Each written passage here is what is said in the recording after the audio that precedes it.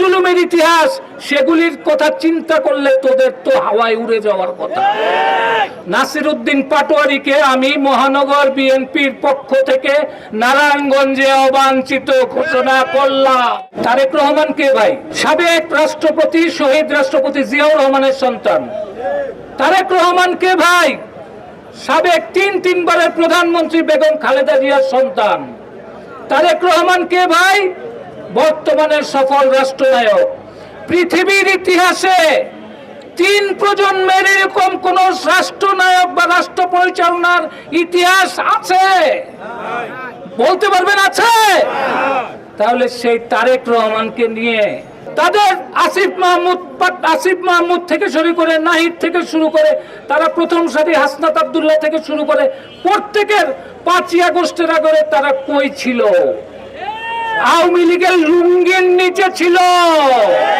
ছাত্রলীগের লুঙ্গির নিচে থেকে তারা হঠাৎ করে বের হয়েছে, বের হয়ে এখন বড় নেতা।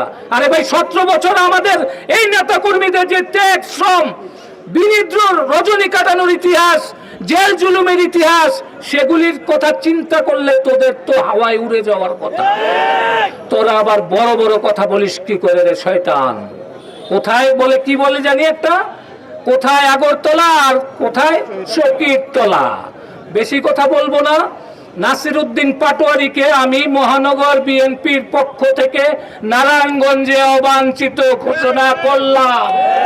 সে যদি ভবিষ্যতে নারায়ণগঞ্জে পা দেওয়ার দুঃসাহস দেখায়, তাদেরকে আমরা প্রতিহত করব। ভাইয়েরা কি বলেন? ইনশাআল্লাহ এই আশাবাদ ব্যক্ত রেখে, এবং ওই তেলে পোকা ছাড় পোকাদের কোথায় বিএনপির মতো একটা বিশাল মহিরুর কোনো ক্ষতি হবে, তারেক রহমানের মতো সফল রাষ্ট্রনায়কের কিছু যাবে আসবে, এটা আমরা বিশ্বাস করি না। কিন্তু আমাদের দায়িত্ব এটার প্রতিবাদ করা। তাই আজকে মহানগরের পক্ষ থেকে আমরা এটা প্রতিবাদ করলাম।